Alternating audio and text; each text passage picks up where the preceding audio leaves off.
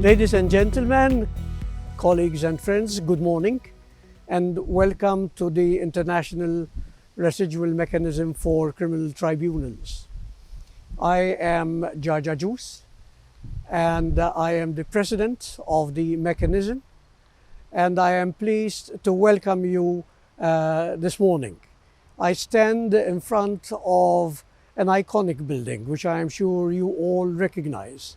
It was the seat of the ICTY till the end of 2017. It's now where the mechanism is based in The Hague. Normally I would have welcomed you inside in the lobby. This year that is no longer possible, but I am inviting you to my office upstairs. So let's proceed and we continue from there.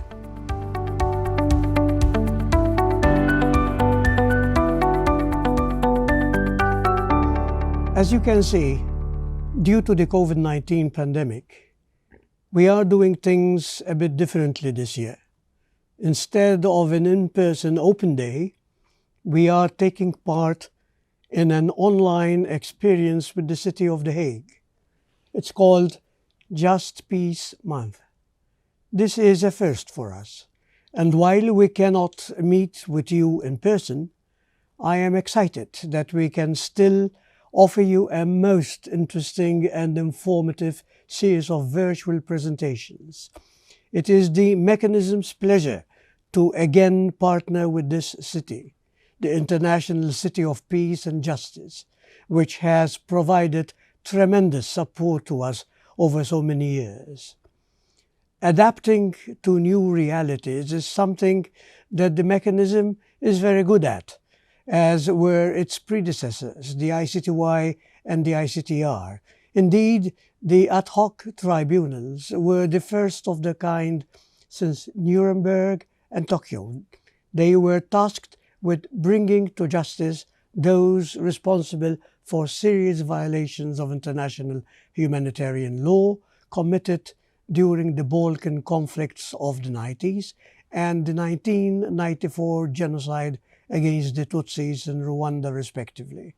Together, they blazed a trail in showing the world that even the most senior political and military figures could be held to account for genocide, war crimes and crimes against humanity. The mechanism continues the significant legacies of the ICTY and the ICTR and is mandated to carry out the essential residual functions.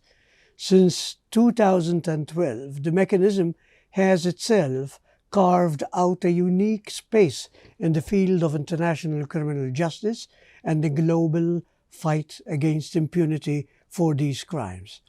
It has a remarkable structure with branches here in The Hague and in Arusha, Tanzania, a roster of 25 independent judges who mainly work remotely from their own countries, and staff members in 2 different continents and time zones. As president, I am based here in the city of The Hague. Innovation is therefore inherent in how we operate, and no more so than during this year, 2020, which continues to test our resilience. Like everyone watching this message, the mechanism has been affected by COVID-19 and has had to respond in new ways in order to keep moving forward. And we have succeeded.